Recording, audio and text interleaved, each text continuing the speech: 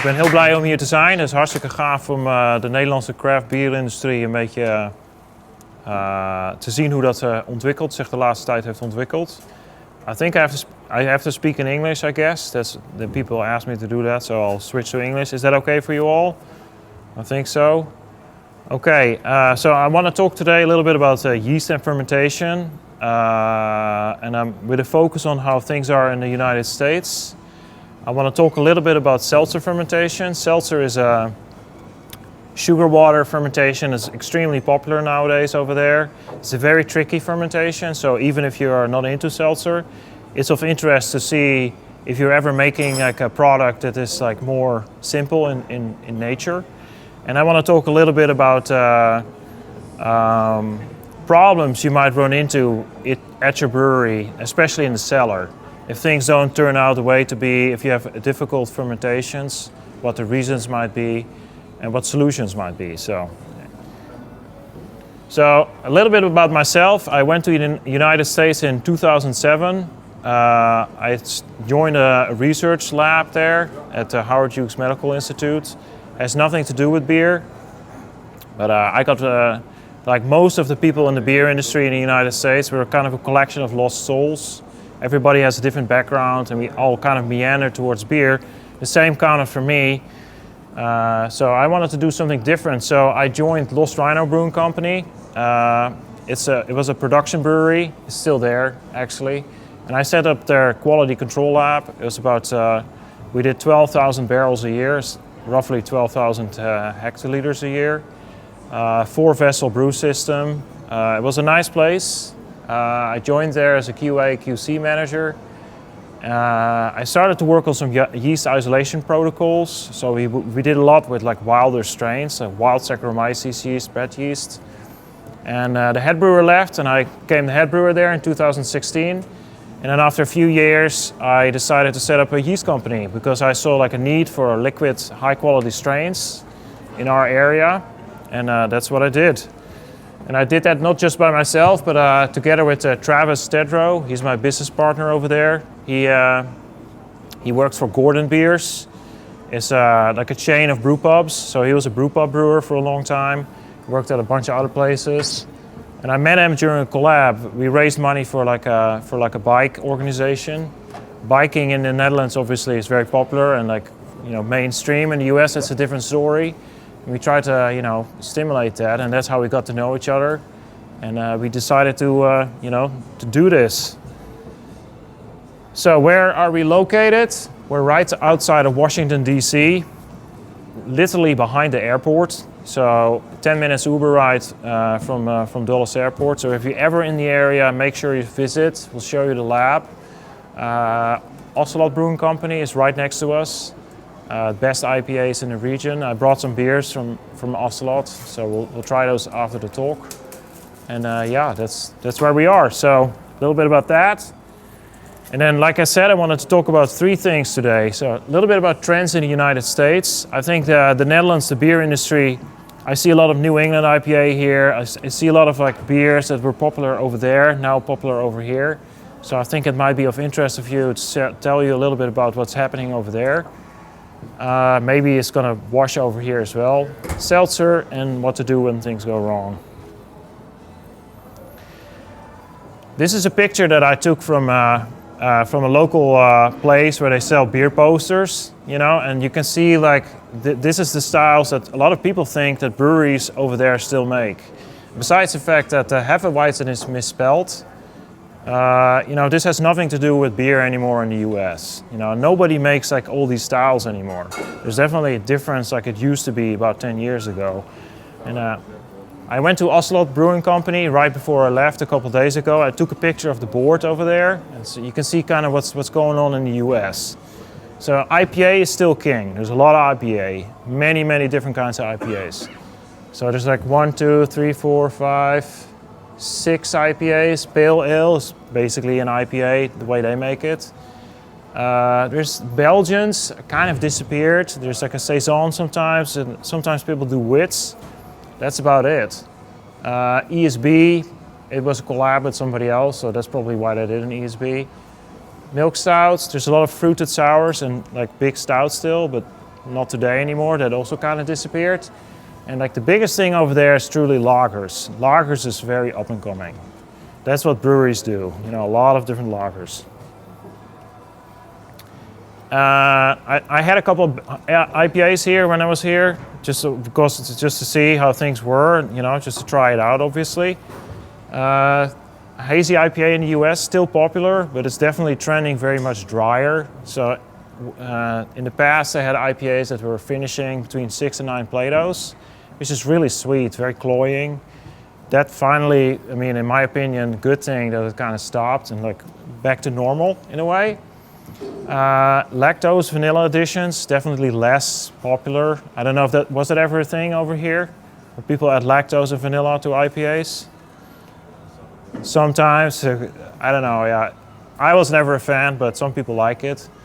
And there was more of a switch to less estery yeast. So London Ale 3 is very estery strain. Definitely, I would say that we sell a lot of London Ale 3 in the yeast lab. It's our best-selling yeast, but it's definitely less than it used to be.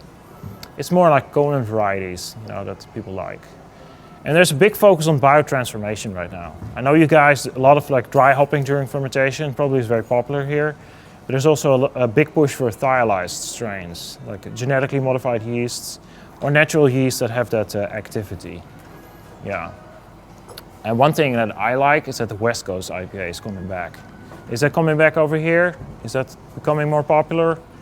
It's definitely getting more popular in the US. So bitterness is back. There's newer hop varieties, obviously, that people like to use. Less IBUs than in the late 2000s. And I would say Chico strains and related yeast, less popular for this style nowadays. So it's more English strains, like a little bit more flavor, you know. And again, a lot of biotransformation. So that's the new hot thing in the US, definitely the biotransformation. So unfortunately, Belgian styles kind of disappeared. So breweries are still doing it, but much less than they used to. Like I said, seltzer and related beverage, huge. A lot of people do that. Lagers, you know, brewers, if you would visit another brewery, you would judge the brewer on the lager they make. That's really how it is. And the biotransformation. And then, what is this biotransformation, right? It's like trying to release these like very tropical aromas that are in your ingredients. There's free thiols already in your hops that you use. There's like 3 of the most common ones are listed over here. 4-MMP, 3-MH, and 3-MHA. They're all kind of guava-like, you know, like tropical fruit, and they're free, so they're already available in your hops. So you get those notes when you use those hops. However, there's also precursors in the ingredients you have, but they're not available yet. So if you do a couple different steps, you might be able to get those precursors out of your ingredients into the beer. And those are the precursors are present not just in your hops, but also in your grain, as you can see over here. And these are called bound thiols. So, and they are present in a much higher amount than the thiols that are available and just freely in the hops. You can see that over here. Basically, a lot of glutathione 3-MH is present and a little bit less of the other ones. And interestingly, in hops and malts, it's the same percentage between all of them. You just need a couple of enzymes to get those flavors available into your beer. And you can do that in different ways. So like I said, hops already has those available. But if you want to take it from the hops, the ones that are bound, you need 3 enzymes. You need a transferase, a peptidase, basically a protease, and then in the yeast you need the beta lyase. And this beta lyase is like what everybody's hunting right now in the yeast world. So, yeah. So how can you do this, right? You can increase the availability of your precursor. So instead of like using very dark malts, you can use like lighter malts. Low kiln malts, like wind malt is one way. Under 20% wheats or oats, like bring that down. Obviously people like those New England IPAs, there's tons of wheats and oats in them. Bring that back down. And then mash hopping is really big.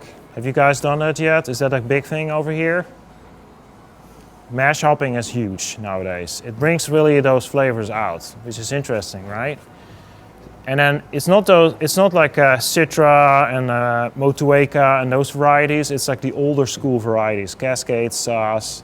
They have a very high level of those bound thiols. So you want to prepare those bound thiols in a way, and that's where mash hopping is so important. And then the beta lyase in the yeast will release those then. Another thing that people use a lot is phantasm powder. Have you guys been using phantasm here? What do you get from mash hopping? Is it a precursor, or is the precursor is in the hops? Yeah, okay. And there's like they say there's like a glutathione attached to these precursors, and it's replaced, and then it becomes like later enzymes can release it. So it's basically a precursor. Yeah. Yeah. Phantasm powder is huge. Everybody wants to get it. It's like this dried grape skin extract stuff from New Zealand, and it has a huge amount of thiols in it. Everybody wants to make IPAs with that. But besides that, you need a yeast or a yeast blend that can release this, you know, that displays a large beta lyase activity or at an enzyme. You can use a natural strain, like we have some strains that are doing this, but there's also GMO yeast that is totally okay now in the US to do that. So there's Omega Yeast Labs, Berkeley Yeast Labs, where they basically put like a bacterial enzyme in the strain that releases this compound then. And literally, if you drink the beer, it's like fruit juice. It's unbelievable how intense this is. Not something that I'm a very big proponent of, but that's basically what everybody wants to do. And besides that, you need to treat the beer very well, because if you want more hop character, dry hopping actually can reduce this thiolized beer character. And they're very oxygen sensitive. It's like a sulfur compound, so oxygen will reduce this very quickly. Lagering is very important for the process. And you have to have proper expectations because those compounds are very sulfury. So that was kind of that part. I want to switch to a seltzer production. I think not a lot of brewers in the Netherlands are making seltzer. And I could try to keep your boat stiff, so to speak, so that your owner is not going to push you to do it. But if you have to do it, and if it's becoming more popular, then this is the way to go. I'll talk to you about that a little bit. So this is like seltzer sales in the United States since 2016 to last year. I mean, it was 41 million, and it's like increased like an enormous amount. It's like tremendous sales, insane. Everybody going to a tap room expects to have a seltzer there. There's a lot of people that don't really like beer, or they want beer that doesn't taste like beer, so they expect that drink to be available, you know. Which is, one way to increase sales, I guess, right? If you look at seltzer, what is this, right? It's just water, alcohol, and a tiny bit of flavoring. There's not much to it. You can look at ingredients. This is just a screenshot I took from a seltzer that's being sold. Filtered carbonated water, alcohol, natural flavors, cane sugar, and citric acid. So it's really nothing. You can see that also in the nutritional facts over here. Basically, everything is close to zero. And that's like a different way. If you want to make that and you want to naturally ferment something that ends up being nothing, it's very difficult. Because if you make beer, like kind of to compare these two different fermentations, if you want to make a beer is always going to be beer, right? No matter what you put in, yeast will ferment it and it will turn out into beer. Sometimes your final gravity is a little higher, sometimes it's a little lower, but that is kind of in that regard easier to do. To do something that's like a seltzer where you end up basically all the ingredients you put in are taken up by the yeast is totally disappearing. There's no flavors, no off flavors, nothing left behind.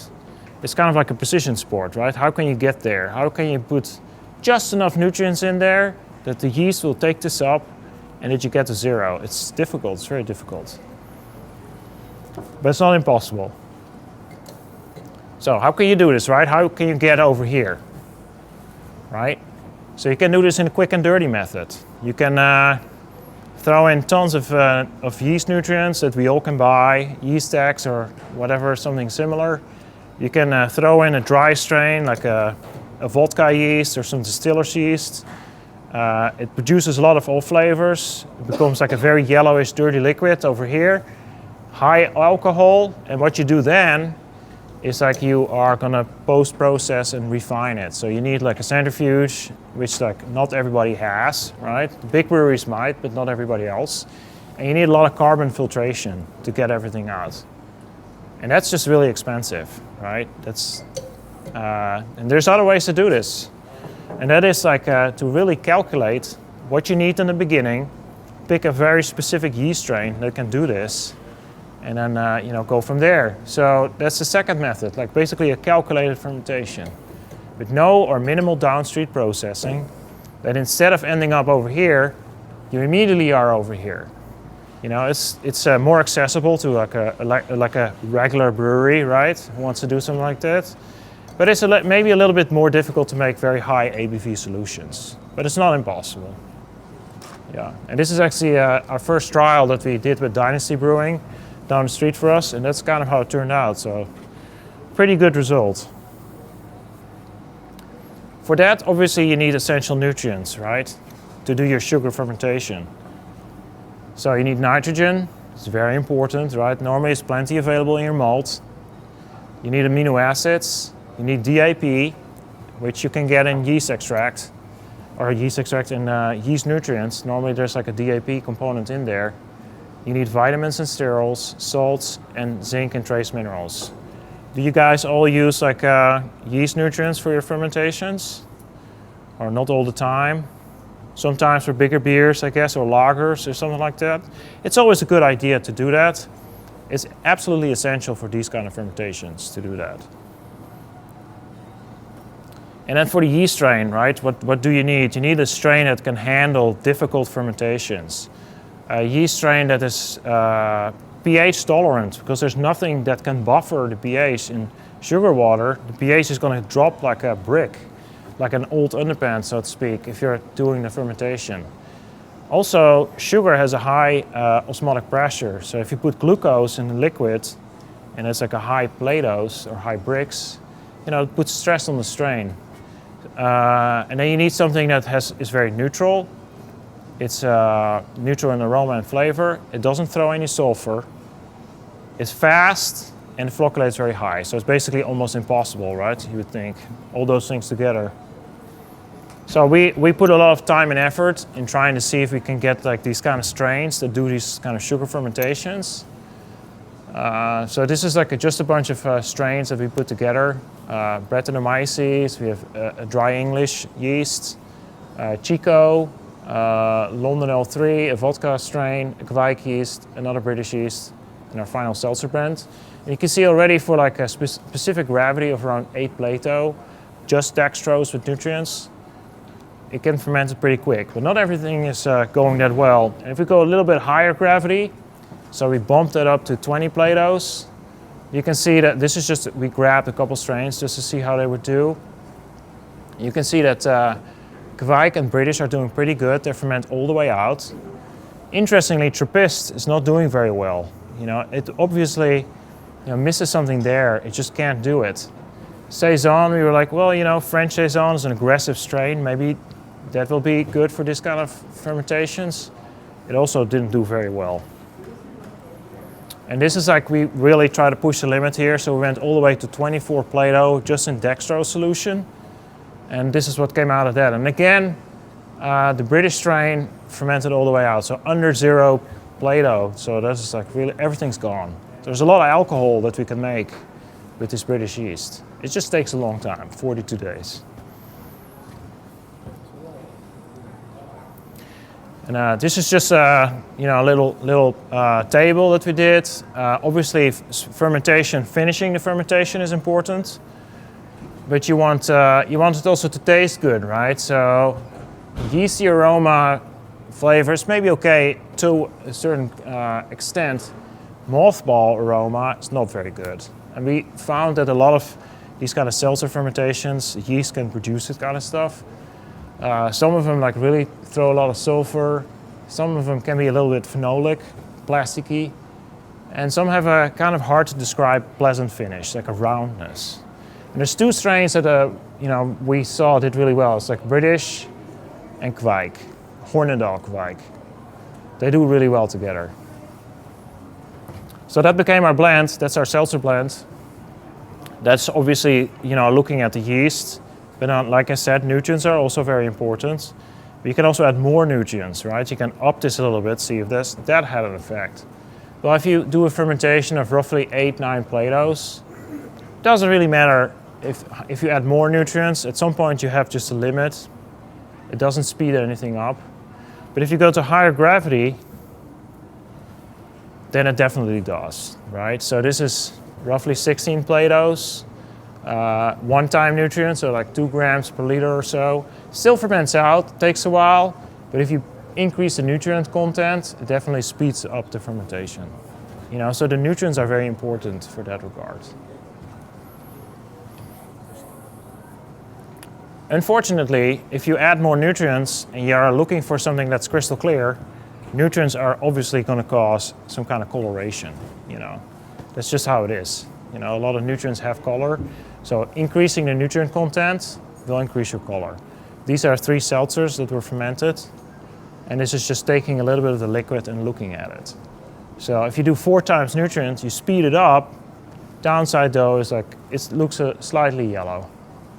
And interestingly, this effect was increased at higher Platos. So if you bump the sugar content up, whatever reason, more color is produced. You can see this a little bit in this picture. Even at 2 times nutrient shows a little bit of yellowing. 4 times nutrient, it really starts to become like unpleasant colored yellow. And if we did some spectrophotometric analysis on this, and indeed, so we normalized for 8 and 16 Plato. If you look at the yellowing effect, you can see that at 16 Plato it's almost doubled than it is at 8 Plato. So you have to have kind of like a good expectation. If you ever want to do this, perfection is hard to get at, if you really bump that sugar level really high. Yeah.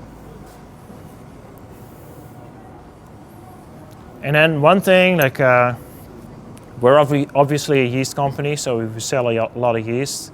I would say the one question we get a lot is we're trying to do the seltzer. The brewer is calling us. He's like, I don't want to do the seltzer to begin with, and now it's also not working. The fermentation is stalling. What the heck's going on here, right? And it's difficult to do. So I wanted to talk a little bit about potential solutions for that. One of the reasons why it might not work out is because you have an imbalance in the yeast nutrient level and your starting gravity. If your starting gravity is really high, you need also to make sure that you have enough nutrients there. Another thing that's important is that your water may be too soft. As a brewer, we kind of focus on water in a different way than if you make something simple like seltzer, right?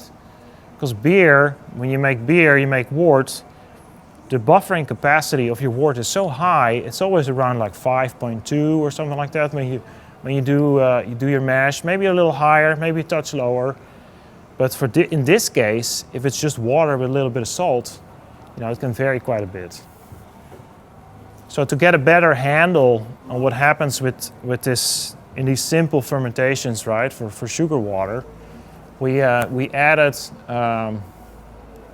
calcium carbonate, which just can bump up the pH. And we did that in ppm. So ppm is like milligrams per liter. We started with 0. You can see that over here. And then we just added more and more, and just to see what would happen, right? So this is the pH curve of those fermentations. Obviously, it makes sense if you add more calcium carbonate, your final pH is going to be higher, because that is the buffering capacity of the calcium carbonate. It doesn't really have a huge effect on the attenuation. So it still finishes, it's still fine. Maybe if you go really high, 400 ppms, it's a little slower. And the optimum seems to be around 150 ppms. And interestingly, and this is kind of a complicated graph, if you think about this, right, how much calcium carbonate you start with and how much acid the yeast produces during the fermentation, we found out very interestingly that there's a kind of a shift. So at lower amounts of calcium carbonate, the yeast produces a TA, which is something that people in the wine industry use. It's like a measure of acid produced by the yeast. If you bump that up to over 100, you can see, and we've repeated this many times, that this yeast produces kind of the same TA as an acid, which means that we can use the calcium carbonate level. We kind of know where we're going to end up in TA, so we can get a handle on the final pH beforehand, which is great. And that's this graph. The same thing. So we have the amount of calcium carbonate we start with, and this is your final pH, which is great because like before you even do anything, you know how much calcium carbonate you have in your water. You know where your final pH is going to be for your seltzer. Which, like for beer, you know, the acidity is always kind of the same. But for seltzer, because there's nothing in there, the pH can drop very deep. And like when you reach 3.2, you know, yeast is not going to work anymore.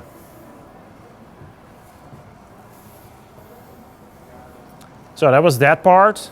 So I talked a little bit about the different beer styles that are popular in the US, stuff that may be on the horizon here, the thiolized yeast, a little bit about the other extreme, which is like the really minimalistic drink, the seltzer. And then I wanted to talk a little bit about real life examples of problems that people have in a brewery and share that with you guys, kind of solutions that we found or things that we heard. We participate in a lot of these kind of meetings in the United States. People are very open about their issues, right? They share their problems. So I want to kind of bring that to you as well, you know. So, and it's just like a handful of examples, you know. And I hope that we can, you know, kind of maybe, you know, talk about it later, or maybe you guys can share issues that you find. There's like a Loudoun County brewery that we worked with, and they had a couple of flagship beers that they were doing all the time, and these beers were final gravity starting to rise a little bit, and it was like head scratching how this could be. You know, the lager was kind of consistent. Sometimes it went a little higher in the new final gravity, but and this meant obviously that the ABV levels were changing too. You know, and there's all kinds of other downsides. That's not good, right? These were the generations. A lot of people use liquid yeast in the United States, so it's just you can go many more generations. So the ale was like 120, the lager was around 5, so not that many. So what happened, right? We try to figure this out. So the first thing I want to mention, if you look at your wort, there's all kinds of carbohydrates in your wort, right? No matter what brewery you are, you kind of have this kind of pie graph, I would say. So most of it is maltose, around 50%, maybe a little bit less. A quarter of it would be maltotriose, like a longer chain carbohydrate, and about a quarter is glucose. Although your original gravity in your beer might vary, it's still going to be percentage-wise roughly this, right? Maybe a little bit different, but roughly that. And if there is a different composition, it might be that your grain is not of the same spec. You know, you might have a batch of grain that's just not as good. Maybe your temperature was off during your mash. Maybe the probe is off, who knows, right? Maybe you have the beer stored in the winter and it's cold in your warehouse and you mash in at the same temperature every time. Obviously your temperature is going to drop in your mash tun, so maybe that's off. Maybe the pH is off. All kinds of reasons why this could be different. And that would all result in a different composition.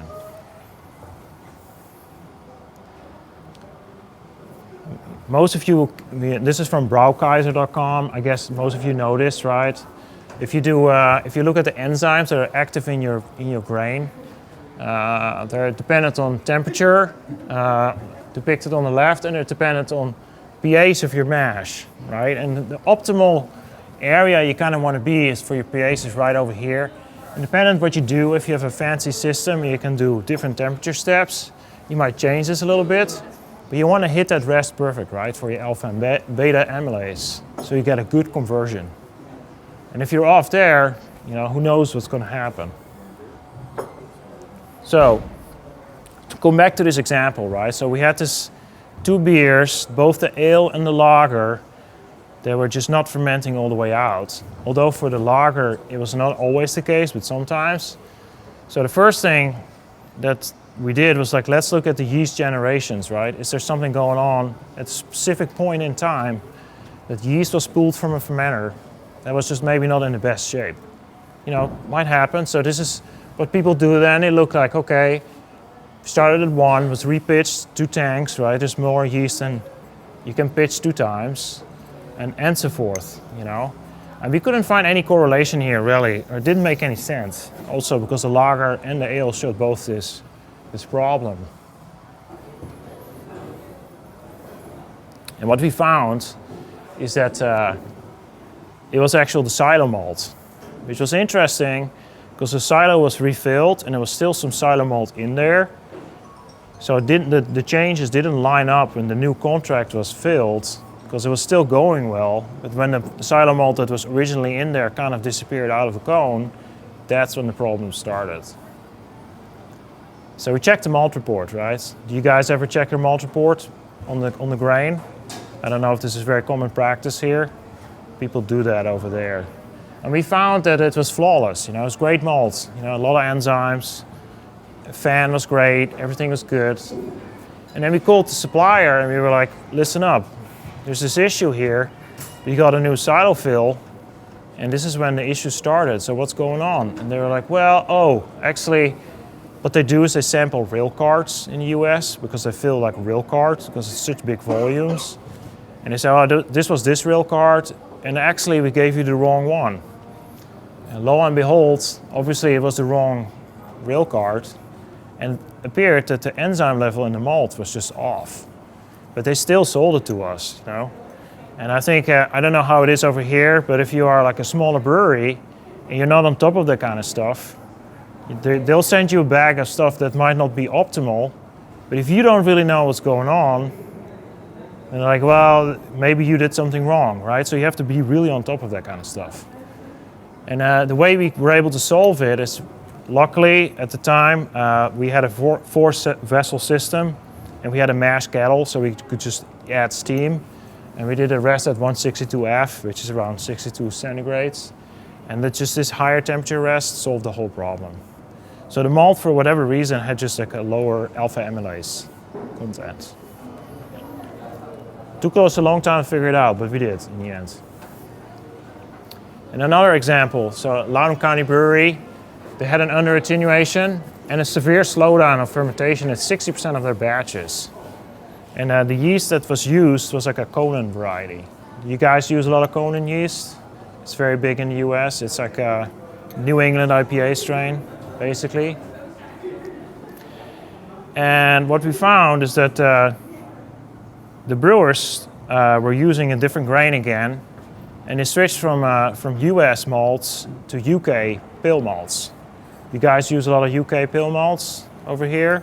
Is it a lot of, I mean, American malts I would assume is not really popular over here. There's a lot of German malts, a lot of Dutch malts. Swan malt is popular, I would say, probably. Yeah, anyways, if you look at the enzyme content of these different malts, it's like very different, right? This is just a picture just to show you the enzyme activity of the two amylases that are in malt and how unstable they are. So after roughly 10 minutes of mashing, you lose 50% of your activity of your beta amylase at 65C, which is not even that warm, just to show you how unstable it is. Hopefully by then you have most of your conversion done, right? Because conversion starts immediately. But you can imagine if you make like a hazy IPA where you have like a lot of oats, you know, maybe some wheat, unmalted adjuncts that don't have the enzyme, and you start off with a malt that is very low in enzyme, you don't get a good conversion. And just to show you the difference in Lindner content of different malts that are used in the US, it's like quite incredible. Everybody that I know uses cheap American malt, and the way the American malt was developed and grown and bred is to have very high enzyme content. And the reason for that is back in the day, there was no real craft beer. There was a bunch of big breweries, and what did they do? They wanted to make sure that they could convert cheap ingredients, right? Corn, rice, all that kind of stuff. There's no enzymes in that. But how do you get a lot of enzyme in your beer still, in your wort, is to use like a super high enzyme malt. And that's why the American malt is very highly enzymatic. Typical US is like 160. If you compare that, this is Kunze, what he says like Germans normally roughly sit around, 62, 79. So it's less, like half to less than half. If you compare that, for example, with a typical UK malt, it's like a lot less, you know. So you kind of have to know that if you have an issue there, maybe your malt just doesn't have enough enzyme, you know. And that was also the reason here, they switched to UK malt because it had better flavor, but it was a high-end beer, and obviously they just didn't have enough enzyme to do the whole conversion. This is another example. This was actually when I was working at the brewery in production, and we had like we had a lot of 20 barrel tanks, roughly 20 hectoliter fermenters. We had a bunch of 50 hectoliter fermenters, and we got a 100 hectoliter fermenter, a 100 barrel tank, which is great, obviously, right? We can produce more of the IPA that everybody wants to drink. What we found was the beer was just not fermenting very well on this big tank. Like how could we solve this issue, right? Because now we have two issues. We have to sell more of this beer. We finally can. We can produce more of the beer, but we can't get it to work. And what did we do? So normally it was fermentable to roughly 3.2 to 3.5 Platos. But the gravity would be around 5 from this big fermenting vessel. And the yeast that we used was an American Ale2 variant, which is, gosh, what's the origin? It's this California brewery, Liberty Ale. I don't know if you guys ever had it. It's a famous American yeast. It had a very strong growth potential, which was great because we liked to repitch there. So there was tons of yeast in this cone, right? But a 5 Plato finish is not very good. So how did we solve this? So since it was, we had a 25 barrel brew house, we had to brew 4 times to fill this tank up. And at the time, the guys just pitched all the yeast at once in the beginning, you know, just one and done, be done with it, it's gonna go. But you can imagine if you're pitching 100 barrels worth of yeast in only 25 barrels worth of wort, that this yeast is gonna act like a big sponge. It's gonna take up all the essential nutrients that are there, and it's just not gonna be enough. And then what happens, like there's gonna be some time between that turn and the next turn, which is coming a few hours later.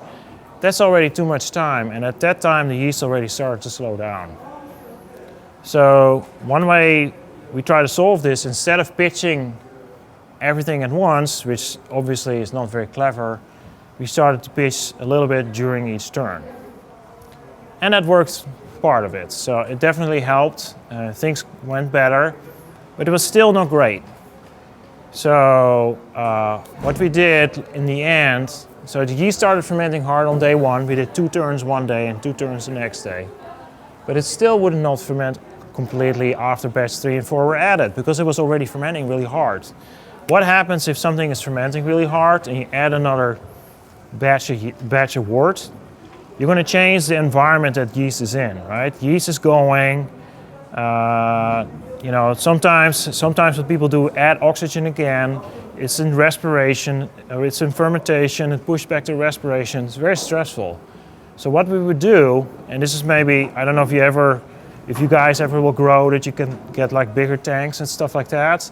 But what we did was we cast very cold on day 1 until the 3rd batch at 50 Fahrenheit, which is like how much that would be, 12, 13 C or so, which is way too cold for an ale, obviously, right?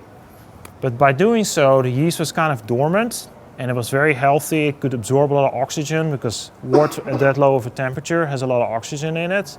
And in the end, what we would do is we would cast the last batch and we would put it on the racking arm and we kind of like put it up and down to really mix that tank up. And then we cast like warm. So in the end, we would be at 18 C or so, what we wanted it to be.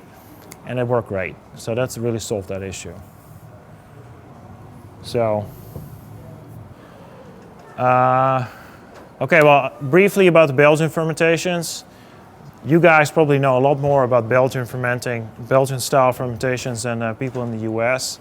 But I want to talk a little bit about it anyways because I have it prepared. If you look at a Belgian fermentation,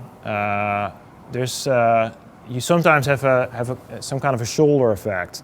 I know you probably have a close-up eye, so maybe you see this. Do other people see this, where fermentation starts very vigorously, kind of slows down and continues? Have you ever had this effect? Yeah, it's called the shoulder effect. At least that's how we call it in the US. And it probably has a name in Dutch as well. And the reason for that is Belgian yeast is often much more tightly regulated. Again, like my favorite picture, I almost would say, because it's like the upteenth time I'm showing this, but if you look at your wort, there's a lot of maltose in there, like the malt sugar that is mostly present, but there's also a bunch of simple sugars in there. Belgian yeast is kind of lazy in a way.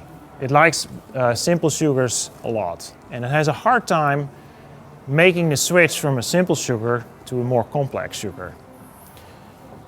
And that's what happens then. Basically, in the beginning, it drops around 10% of your available Play-Dohs. Obviously, it didn't go to the maltodextrose. It went to the glucose and the fructose first, and that ran out.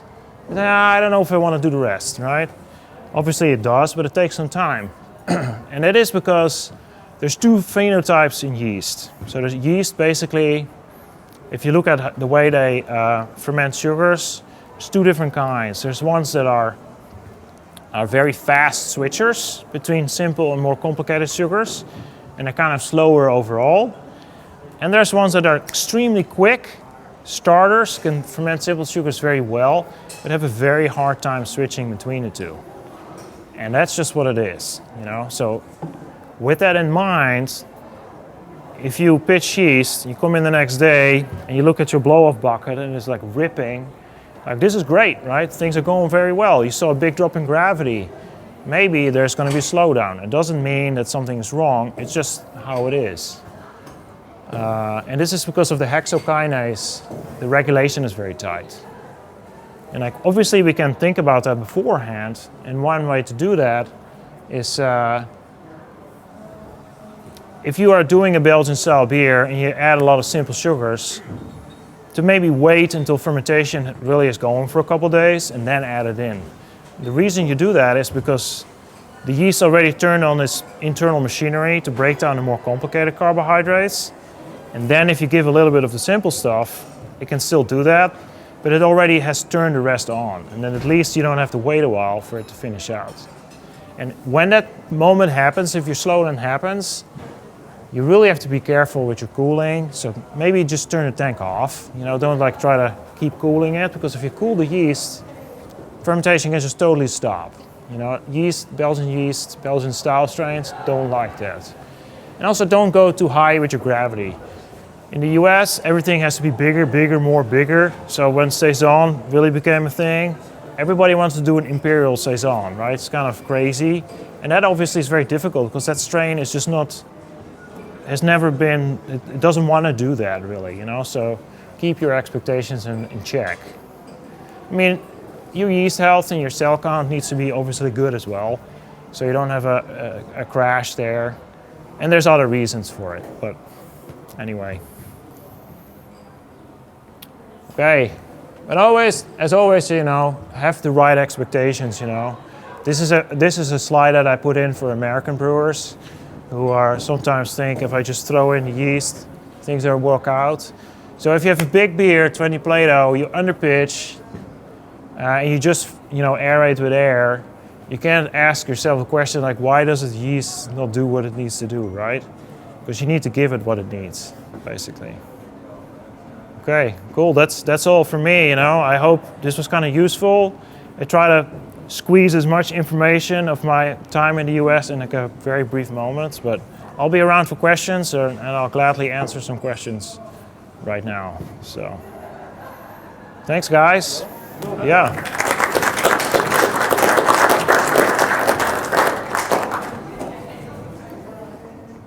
Ik heb jouw onderzoek over de seltzervergisting, prachtig onderzoek. Ja, Maar er was één vraag die mij de hele tijd bezig hield. ja, Als je zo schoon mogelijk product wil, ja. waarom al die moeite? Koop gewoon een jerrycan met 95% ethanol, flikker dat erin en satureer de handel. Ja, ik ben het daar helemaal mee eens, weet je wel. Waarom ga je dan ooit fermenteren en waarom ben je dit aan het doen? Ja, dat is een goede vraag. Maar ja, de regels in de Verenigde Staten zijn dat je dat niet kan doen. Dat mag niet. Je mag geen pure alcohol kopen en daar een drankje van maken. Dan heb je een destilleerderij-license voor nodig. In Virginia mag je geen destilleerderij en brouwerij samen hebben. Er zijn allerlei regels en regulaties en Amerika is heel goed en heel bureaucratisch het moeilijk maken voor brouwerijen. En het is natuurlijk ook leuk als je een brouwer bent en je kan goed bier brouwen en je zegt, weet je wat, ik wil eigenlijk wel geen seltzer maken, maar ik ga het toch proberen. En je gebruikt natuurlijke ingrediënten en je probeert er iets moois van te maken. Dan is het natuurlijk leuker dan dat je gewoon alcohol koopt en je gooit er water bij en een pomp van die afgrijzelijke siroop en klaar is Kees. Maar dat kan natuurlijk wel, ja.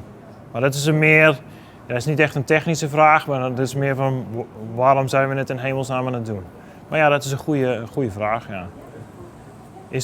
Zien jullie dit gebeuren? Hoe is dat in Nederland? Mag je gewoon suiker fermenteren in de brouwerij? Of is dat... Ja? Ja, dan mag in Amerika moest de wet speciaal worden aangepast. Want een brouwerij mag eigenlijk alleen moutproducten gebruiken. En die mag niet zeg maar iets anders gaan maken. En dan hebben ze gewoon dextrose, dat noemen ze dan ook gewoon een moutproduct. En dan is het probleem opgelost, weet je wel. Dan komt het wel. Daarom is op de Amerikaanse school pizza is ook een groente, weet je wel. Dan krijgen de kinderen ook gewoon genoeg groenten. Hey, mag ik daar een vraag over stellen? Zou het hetzelfde smaken als je zeg maar die shortcut die Gijs voorstelt zou doen? Ja. Of dat je het zelf zou fermenteren? Nee, dat is hetzelfde. Zeg maar, stel je voor je maakt bier, weet je wel. En je gooit daar... high gravity fermentation is heel populair in Amerika voor macro-brouwerijen. Coors, kennen jullie Coors? Regular Coors. Sterker wordt en dan langer staan. Ja. Precies, ja. Dat doen ze. En wat je dan doet, is dat je een beetje een bananenkarakter in die gist krijgt. Want die gist is meer gestrest. Dus natuurlijk brengt die gist ook iets... die voegt iets aan het product toe. Weet je wel? Iets positiefs, hopelijk. Als je het er gewoon bij knikkert... Ja, dan kun je net zo goed wodka gaan maken, weet je wel. Dan voeg je er alleen iets minder water aan toe. En geen CO2. Maar ja, dus ik denk... Zelf vergisten is altijd leuker dan samen aanlengen. Of zeg maar gewoon bij elkaar gooien, weet je wel. Maar ja... Ja, leuker sowieso, maar ik Ja. vraag of het ook echt anders smaakt. Ja, want de vergisting brengt heel veel naar... Die gist produceert smaak. Ja. Ja, dat wil je niet. Nou, omdat het mega clean moet zijn. Ja, je wil Ik denk dat iets, zeg eigen maar- karakter, dat ook wel een soort van... Ja. Nee, oké. Kan ik me voorstellen. Ja, dan moet je misschien een onderscheid maken tussen... Maar is er iemand hier die seltzers maakt? Eén keer geprobeerd? Hè? Waar is de pek? Waar is de veer? Ik vond het niet leuk om te doen en iedereen vond het leuk om te denken, maar wat ja, ik vind het een reet uit. Ja, zo is, iedereen heeft dezelfde mening, ook aan de andere kant van de plas. Maar het is, ik denk dat de brouwerijwereld in de Verenigde Staten is zo, zeg maar, er zijn zoveel brouwerijen. Op bepaalde plekken, dan wordt het toch wel moeilijk om vrienden te zijn met jouw concurrentie, omdat het gewoon, de markt wordt gewoon steeds kleiner. En ik denk in Nederland is dat misschien nog niet gebeurd en laten we hopen dat het nooit gebeurt. En wat gaan mensen dan doen? Ja, dan gaan we moeten iets anders verkopen, weet je wel. Want anders willen die mensen, die willen geen bier, hoe kunnen we die toch hier krijgen en hoe kunnen we toch geld verdienen? Dan krijg je dat soort situaties natuurlijk. En ja, ik bedoel, ik kan wel zeggen, ja, ik ben erop tegen, ik doe het niet. Maar ja, als ik dan mijn tent moet sluiten, dan gaan toch mensen het doen. Dus ik zeg altijd tegen brouwers, probeer het nooit te doen. Maar als je het moet doen, doe het dan goed. En dan doe het dan op die manier, weet je wel. Dan hoef je daar in ieder geval geen drukte over te maken. Maar ja, ik ben het met je eens. Het is niet waarom mensen gaan bierbrouwen, weet je wel. Die gaan niet bierbrouwen leren en een brouwerij opzetten, zodat ze hoplimonade kunnen maken, weet je wel. Daar zijn we het niet om begonnen. Ja. En heb je dan één strain voor seltzers? We hebben een blend van 2 gisten die we bij elkaar doen. een kwijkgist en het is een Britse gist. En we kunnen dit ook super warm fermenteren. Dus echt ja, 28, 29 graden en dan bang en it's done. Dus het gaat heel snel. Ja, dus dan kun je er ook weer heel snel vanaf zijn, weet je wel. Om maar even zo te zeggen. Maar ja, het is wel populair. Iedereen heeft een seltzer, weet je wel. Elke taproom, net zoals dit, allemaal seltzers. Ja. Ja, dat is gewoon een van de lijnen, weet je wel. Hetzelfde als met lagers. Er was vroeger denk ik in Nederland meer zo van lager, dat gaan we niet meer doen, weet je wel. Ales. We zijn de echte brouwers. Lagers, dat is zeg maar de grote jongens, weet je wel. Ja, dat komt gewoon weer terug, weet je wel. Ja. Ja. Ja. Iemand anders een vraag? Zullen we maar bier gaan drinken weer? Ja, ik mag het. Oké. Ja, dank jullie wel.